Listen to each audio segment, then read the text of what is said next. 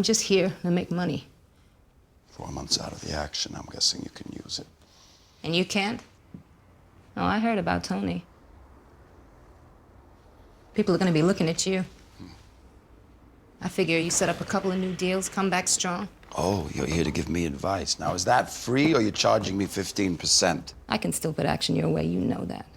It's just one of those little oases in life and work. Just the coming together of all those elements. Just like, who would put Tupac, me, and Tim Roth in a movie together? You know what I mean? And in fact, it was really funny because the way I clinched the deal on the role, I hadn't met Thandie Curtis Hall, and the producer was coming to London.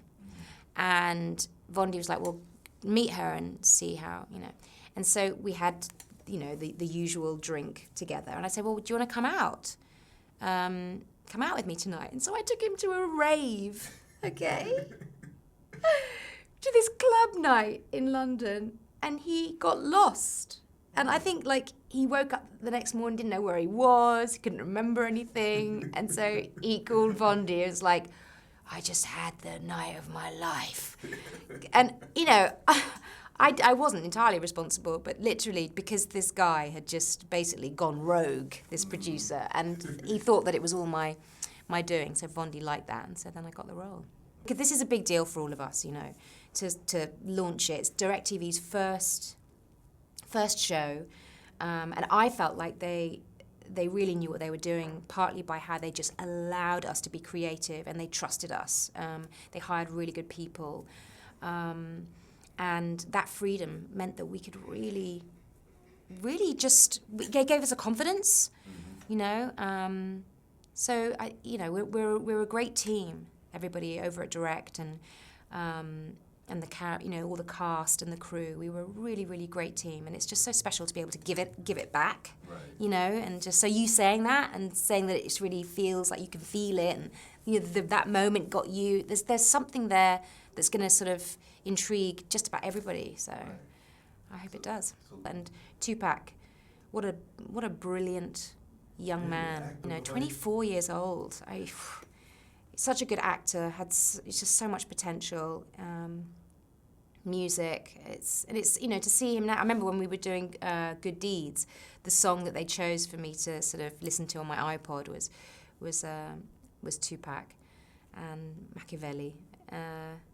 Yeah, and it's, you know, he's sort of become an icon, and you know, to know him as a young man who was just really funny and lively and wide-eyed and not innocent necessarily, but so ready for life. You know, but there was the whole other side too, which just sort of dragged him down.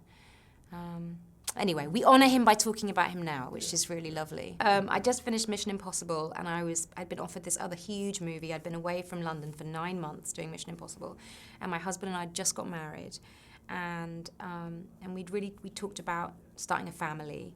And it was like, okay, do I stay on the road? Do I do this massive, massive movie? Or do I go home, work on this little movie that my husband wrote, and start that family that we wanted to, you know, this precious life that, you know, we're so excited and grateful for. And so, yeah, I went rogue. Although it's not technically rogue, because it was like the smart move. Yeah. And we have our darling daughter, who is 12 years old, and another daughter who is 8. And that just was like a turn in the road. I just think, you know, it's important to really look inward and decide what's right for you as a human being and your spirit, not to constantly be thinking about, you know, the ambition and, you know, how is it going to be perceived, and, you know, to stay true to, that's what family gives you, that anchor, you know. So that was when I went rogue, and I did not look back.